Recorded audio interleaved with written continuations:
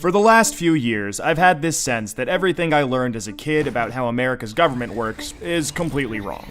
But I had no idea how bad things actually were until I saw this one graph. Researchers at Princeton University looked at more than 20 years worth of data to answer a pretty simple question. Does the government represent the people? Now, this is what they found. This axis here represents public support for any given idea. On the left, at 0%, are ideas that not a single American wants. On the right, at 100%, are ideas that everyone supports. This axis represents the likelihood of Congress passing a law that reflects any of these ideas, from a 0 to a 100% chance. On this graph, an ideal republic would look like this. If 50% of the public supports an idea, there's a 50% chance of it becoming law. If 80% of us support something, there's an 80% chance.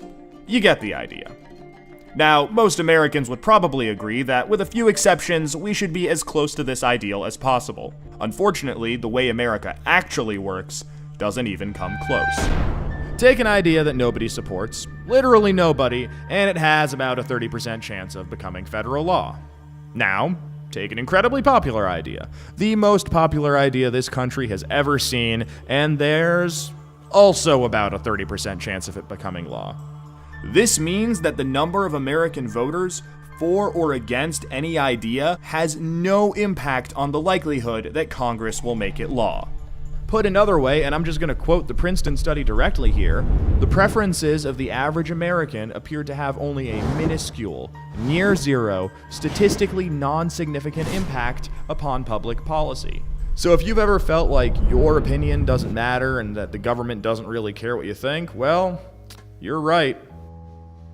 But there's a catch. This flat line only accounts for the bottom 90% of income earners in America. Economic elites, business interests, people who can afford lobbyists, they get their own line. Look at how much closer their line is to the ideal. When they want something, the government is much more likely to do it. And when they don't, they have the power to completely block it from happening, no matter how much the rest of the country supports it. They get what they want, and guess who ends up paying for it? We pay for it with the most expensive healthcare in the world. We pay for it with a tax code that's a complete mess. We pay for it with internet that's slower and more expensive, with wasteful spending, a floundering education system, a catastrophic drug war, and 1 in 5 American children born into poverty. Almost every major issue we face as a nation can be traced back to this graph. How does this happen? Well, just follow the money. Right now, it's perfectly legal to buy political influence in America.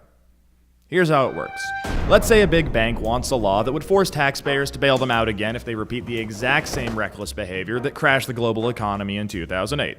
Not exactly the most popular idea with the public, and Congress knows that. That should be the end of it. But that's where the money comes in. It's perfectly legal for our bank to hire a team of lobbyists whose entire job is to make sure that the government gives the bank what it wants. Then those lobbyists can track down members of Congress who regulate banks and help raise a ton of money for their re-election campaigns. It's perfectly legal for those lobbyists to offer those same politicians million-dollar jobs at their lobbying firm. Then, those lobbyists can literally write the language of this new bailout law themselves and hand it off to the politician they just buttered up with campaign money and lucrative job offers. And it's perfectly legal for those politicians to take the lobbyist-written language and sneak it through Congress at the last second.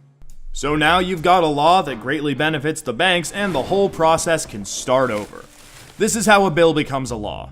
A special interest hires some lobbyists, those lobbyists collect campaign contributions, offer jobs, and then write the laws that Congress then passes to help those same special interests.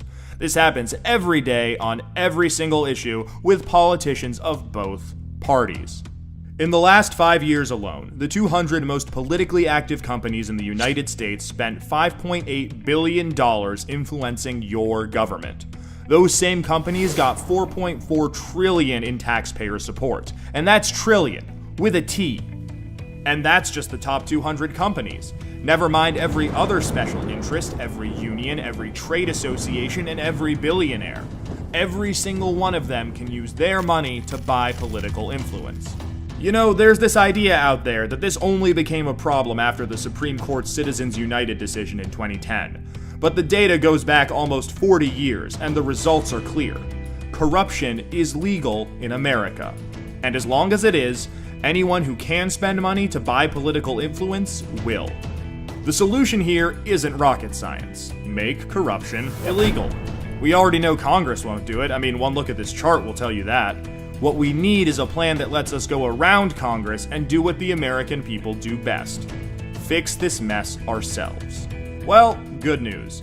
We have that plan and it's already working. Now that we've got the problem covered, let us show you how to be part of the solution.